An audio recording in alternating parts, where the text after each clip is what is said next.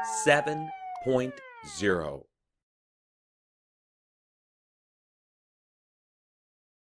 Hey everybody, breaking news. It is 6:58 p.m. Central Time, and we have a massive earthquake that has struck the West Pacific and the Philippines, going as high as 8.2. Currently, the USGS has it at 7.8, and you may hear the ding of a bell and a sound of a siren. That is the Earthquake 3D program that I'm using now, just to give us information on seismic activity. This is the first huge earthquake in Philippines in a long time, and it likely caused devastating damage in the location. I'm going to have to get a few sites open as we go through this here. I'm also going to open up X and do a quick search for Philippines, just because this is going to be a big deal here. So, and maybe I should also get a display capture turned on so that you can see what I see as we go through things. So this is the first major earthquake in a very long time in the Philippines. Our latest is at, well, they started at 6.7. We're at 7.8. We're going up to 8.2. Some people are reporting it as a possible 9. I highly doubt that. We'll see what that comes in at as well. We need to also check something. We need to go over to the Tsunami.gov, which is a site I would recommend for everybody to use. And they do have a tsunami threat issued right now. Now, the threat is you keep an eye out for it. It's likely imminent that there would be some kind of tsunami in the region. The warning is going to be when we actually get some kind of sighting or some kind of detection on a wave. The way we can also do this is we can open up the National Data Buoy Center, buoys, and we'll keep watch on the buoys in the region. Now, the buoys are a little bit hit or miss. They can tell us when something's going on, but they'll also, unfortunately, pick up the earthquake wave itself. So when the earthquake happens, these buoys will actually go into event mode even though there's not a wave there. It's picking up the large earthquake as it spreads out. So the buoys, though, we watch to see if there's any movement on the buoys of any significance. If there's significant movement on the buoy, then you know there's some kind of physical wave. Unfortunately, look where our buoys are.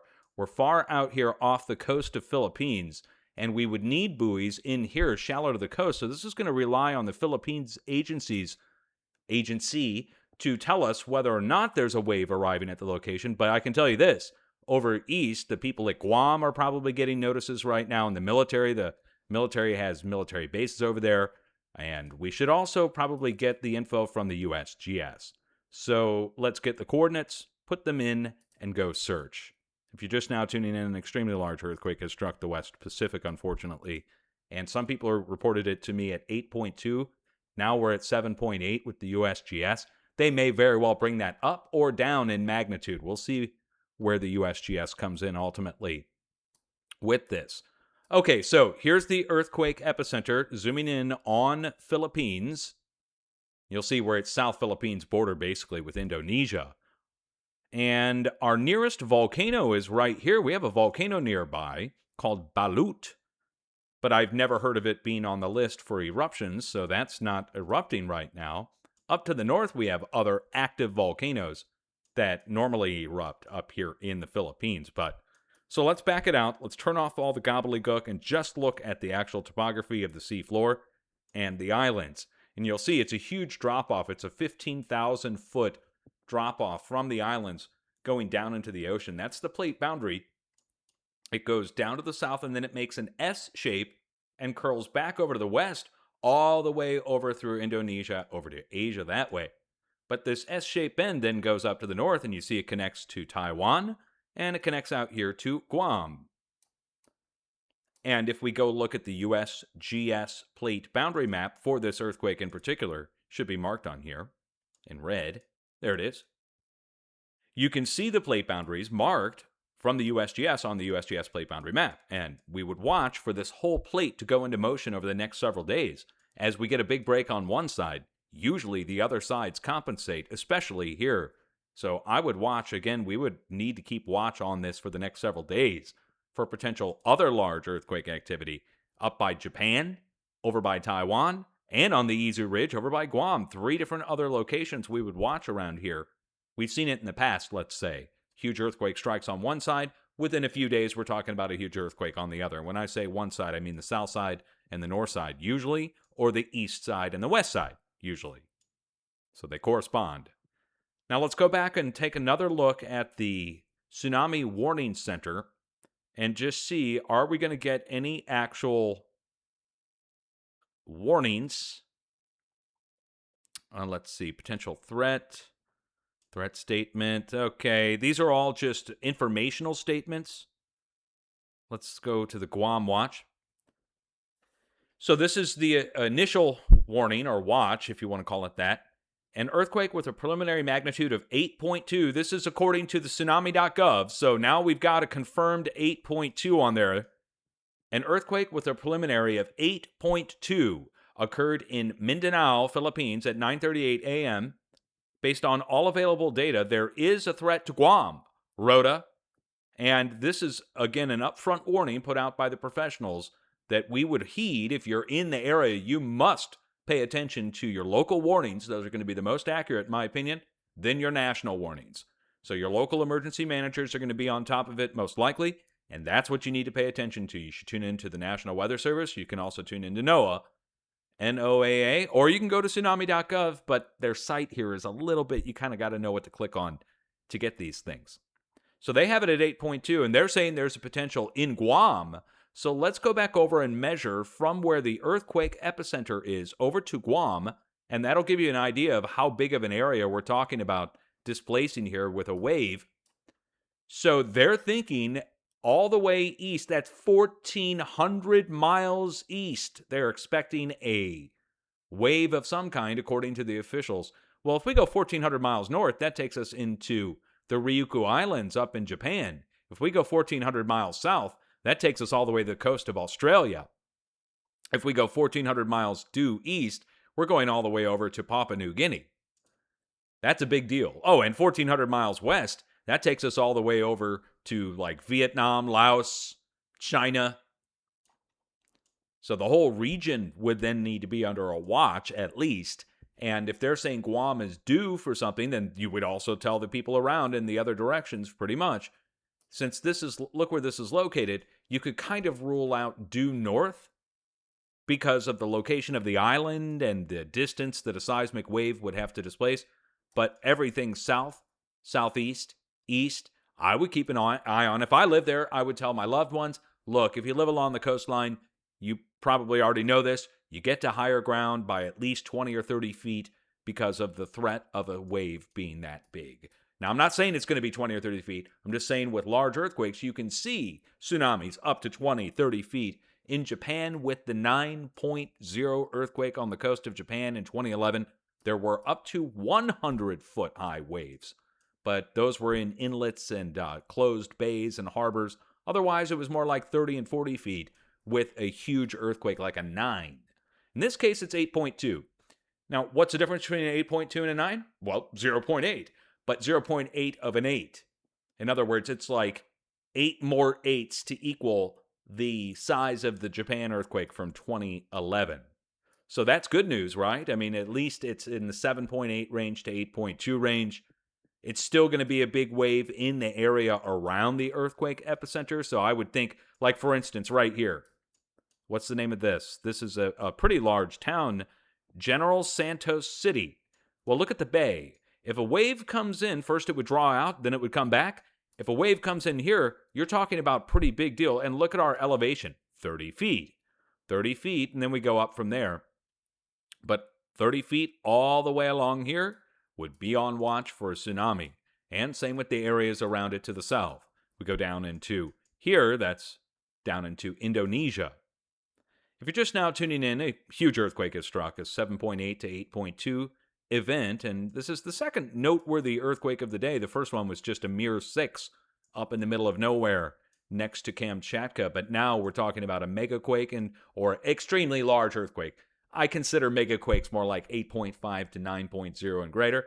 So we're talking right on the edge. We're flirting right on the edge of a megaquake if we're at 8.2. Let's go back to the USGS page really quick, look at the origins, and just see where they're coming in at the magnitudes, what was detected. Body magnitude, let's go down the list and see. And we can toss out the low end and we can toss out the high end. And I can already tell you, I'm going to probably agree with the USGS on this, whatever they come in at, anyways. But we can toss out the high end. It's going up into the mid-range 8. And low end, it's low end 7 and 6s. So we know it's not a 6 or a low end 7. Toss those out, and that gives you an upper 7 to low 8. That's on body magnitude.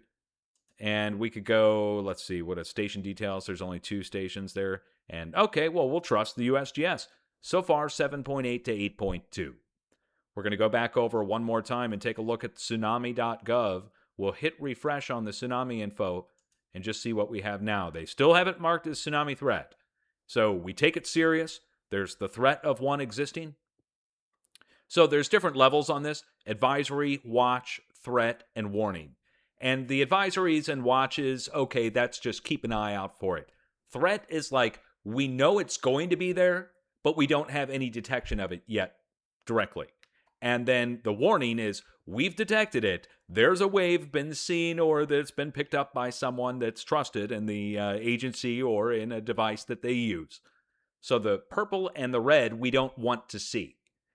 You don't want to see any of these, but you definitely don't want to see the purple or the red. So we're looking for these to go red. And as they go red, they may not go red. We might find out long afterwards on this. How long it's going to take, I don't know. But I will tell you, if you live anywhere from Guam at the military base, keep away from the beaches. And same for up to the north, up in Taiwan. Keep away from the beaches. I know it's kind of like natural just to assume that people would do that, but you can see these videos over and over again. People see the water pull out and they go down. Some people even go down and try and get the fish. And meanwhile, we all know what that means when the water draws out and it can come back in. Let's go back over to the National Data Buoy Center, hit refresh on it, and see if any of the buoys are in event mode. Okay, so perfect example right here. The buoys are already in event mode. So they've detected the earthquake. It doesn't mean there's a physical wave there yet. It's hundreds, if not thousands of miles away. So there's no way a wave could have traveled there, a physical wave. Let's look at the event itself, and it'll tell you how much the shock wave from the earthquake displaced the buoy. And so, for instance, it displaced the buoy 0.2 meters. So 0.02, I mean. So just a fraction of this, 1,500 miles away, though. Within a few minutes, the seismic wave arrives and slightly shakes the buoy, which sends it into an event mode. But we look for actual waves to form on this, and we're not going to find that out on the buoys here because they're not along the ocean, not along the shore of Philippines here. They're far out in the ocean. If you're not aware of how that works, again, the agencies of each country are going to be reporting to us whether or not there's an arrival of a tsunami. And I would think there would be a localized one at least with an earthquake this size. And the depth on this, they have it at 35 kilometers deep, which is shallow enough to definitely cause tsunami activity if it's out in the ocean. If it was a deep earthquake, hundreds of kilometers down in the plate, you wouldn't expect surface displacement as much. So this one, it's shallow enough and it's big enough to definitely produce some kind of wave. And even if it's just a few inches in some of those locations, they are literally just a few inches up off the water with like these paddies that they grow food in that are like rice paddies that are right off the water and so forth. And that is something that's broad across the region. So it's the first large earthquake here in a long time. Now, we have had other 7s in the region, dozens of them over the past 50 years. But in this case, they don't always produce tsunamis. Sometimes they're on land. This likely also caused devastating damage across the several islands, at least for 100 miles out from the epicenter. Let's search the epicenter again and just get a couple hundred miles out and see where we could possibly expect physical damage on the surface. Here's 200 miles to the north side. So Mindanao, for instance, I don't know if that's how you pronounce that, but all these somewhat moderately sized cities, I'm just going to go in on a ground level. Let's do that really quick. Let's see if we have a ground level. We might not have a ground level view in here to see what the cities look like. Oh yeah, look, we got a drive-through of City Center on Google Earth. This is the nearest town to the earthquake epicenter. So this will tell us what the buildings are like. And if the buildings are made out of stone, You can expect a lot. Yeah, okay. This is a perfect example right here. Do you see this wall? It's cinder block, and you can see how it's stacked. Now, the buildings themselves, a lot of the buildings themselves will be built the same way, with the same quality. So it's not like it's high quality buildings. We've got a lot of stone stacked structures, and a lot of them are made out of cinder block like this. And if you look in the background, you'll see the cinder block house in the background. But these walls will come tumbling down, and a lot of the cinder block stacked stone structures will also come tumbling down. And then you can also see the newer building is more like steel frame construction. That might stay standing, but everything inside would be getting knocked down. Like a house like this, for instance.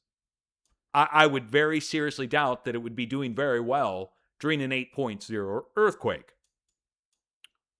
And this is just one example. I'm just zooming in randomly on the city. What's the name of the city again? Let's see.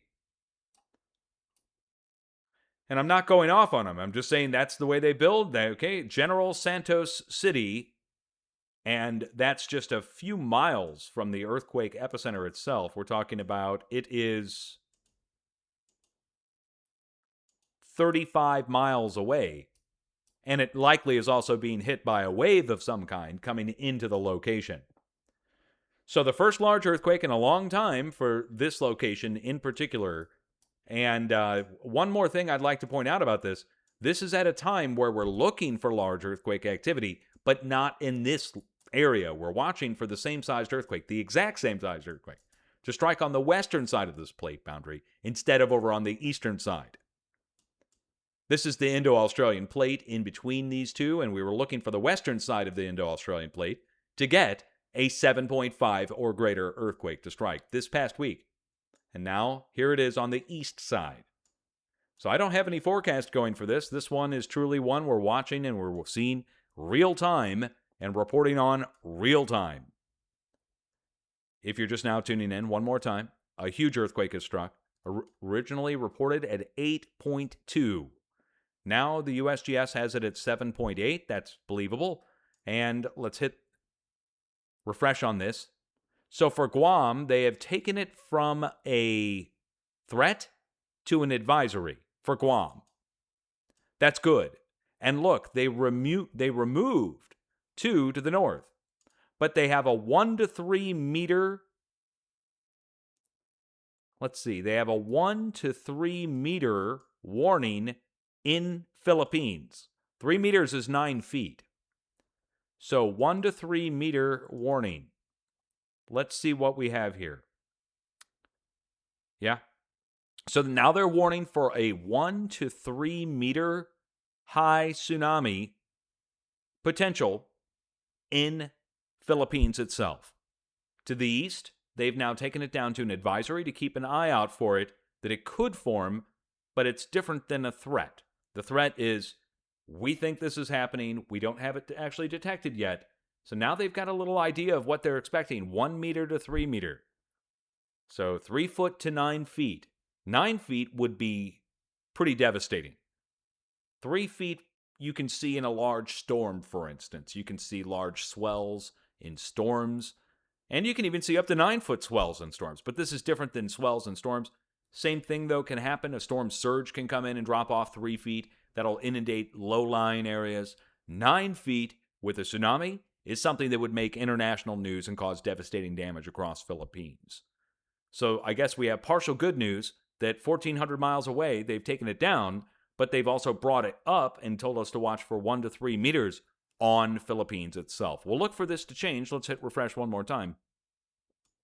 These little place marks here to change from purple to either red or from purple to yellow and orange. We want it to go to yellow and orange. But right now, purple telling us threat, and they now have, again, 1 to 3 meters on that. Oh, wow. So when you're hearing the whistle of a bell, or the whistle of a siren, and the ringing of a bell like that here on my stream, you know it's go time. I think at this point, let's go check the USGS page one more time. And let's see what they've got on here. Location-wise, is it the same? It is. Magnitude-wise, it looks like it's staying the same. We'll hit refresh. Depth, they're keeping it at 35 as far as I can tell. So as far as I can tell, it's a 7.8 to 8.2. And the difference between that 7.8 and 8.2 is actually a big difference. So USGS staying at 7.8 for the time being. We'll see. I mean, again, they could come in tomorrow and upgrade it back to a 7.9 or an 8. But as it stands now, we'll leave it at 7.8. Huge earthquake has struck. Let's go over to X and search Philippines. Make sure I spelled that right. And do a latest on the Philippines. Okay, the Japanese are reporting it as 8.2. Reuters is reporting it at 8.2. So maybe they'll bring it back up, for instance. Coastal areas have been warned to evacuate. Look at all the news on this, guys. I mean, again, this is going to be a big deal over in the West Pacific in particular for a few days as they dig people out of rubble, most likely. That really is terrible. Earthquake hits Philippines. What do we got going on here? Got a video of it.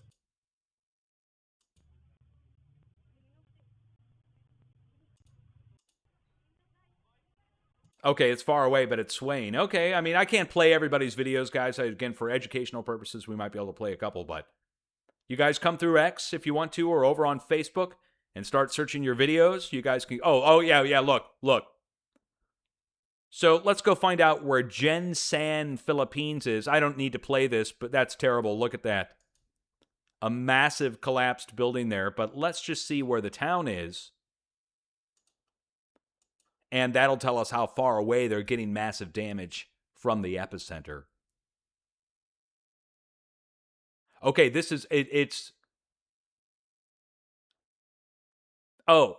Gensan. Gensan, Philippines is also General Santos City. So the city that's 30 miles away has fully collapsed concrete structure buildings. Oh, man, that sucks. Oh, dude. Okay, there's going to be people there's going to be a lot of injuries for sure. Let's hope. My God, let's hope that no fatalities, that it just is injuries. But with stuff like this, one more time, I'm not going to play it, but when you see a fully collapsed concrete structure building, if somebody was up on the second or third floor and a big earthquake hits, they're not going to get out in time. Well, anyway, you see concrete stone stack structures, even reinforced concrete like this, if it gives way underneath or on the side, concrete stone stack structures don't do well in earthquakes. Man, I hate to be the person that has to talk about that. So one more time before I finish up, we have massive damage in the area, plus a 1 to 3 foot high or 1 to 3 meter high tsunami, which is 3 foot to 9 foot in height. I don't have any videos on any tsunamis coming in, and I couldn't play them for you even if I wanted to, really, because of copyright and so forth on social media. You guys do the searching on that, but I'll tell you, you'll probably see some that come out in the next few days. Certainly with collapsed buildings like that, there's going to be injuries and deaths. This is important for you to have a plan and be prepared, because when large earthquakes strike, you can be prepared, at least know where to take shelter. Underneath a table or a desk, and if you're not confident in your structure, you need to know how to get out of there very quickly. Now, in a large earthquake, I very seriously doubt people will be able to get out from a second or third story of a large concrete or brick or stone stack structure. It's a risk that you take living or being in those buildings. It's just one that we would have to accept. If you're in an earthquake zone, you would accept that as a possibility and live your life accordingly. Now, everywhere else, you're supposed to take shelter where you're at. You're not supposed to run outside. In the USA, they tell us don't go outside. Falling things from above can hit you. You're better underneath a table or a desk. Most likely, your building will not collapse if you're in the US. Knock on wood. So have a plan, be prepared, don't be scared. And I will be doing a new forecast, but I'm not going to do it in this video. This is strictly an informational update video on the large earthquake itself. I suppose we could go back over and check and just see one more time what the USGS has. Where's their tsunami warnings on here? Right? Normally they have like a wave page or something that you can click on. Where is that? That's actually odd, isn't it? Okay, hold on. Normally the USGS has the wave information on there. Like you can click it and it'll take you to the government tsunami page. It's not there though. All right, so we still have the bulletin. Again, it's 1 to 3 meters where they have it now. No confirmation on video yet. We'll wait to see what that comes in on the video. You guys will check that. And then, of course, if they upgrade the magnitude or if we get another earthquake that's huge, I will be back on at a moment's notice and we'll do another update. So this brings you up to speed on where we are currently, 7.8 to 8.2. Mainstream media, Associated Press and AP, AFP, I mean, they're reporting 8.2. USGS has 7.8. Let's just say it's somewhere between 7.8 and 8.2. The largest earthquake in a long time for the whole planet, and the largest earthquake in Philippines in a very long time. Down to the south, they're more familiar with large earthquakes. Down in Indonesia. So this one, again, we'll see how many people are actually injured or killed in this. Let's hope no killed and just few injured. Much love to all my viewers who are over in the Philippines. And I will try to get a forecast together for you guys. But, I mean, now that this one's hit, I guess that's a little late on me doing a forecast for Philippines. Word up. Peace out.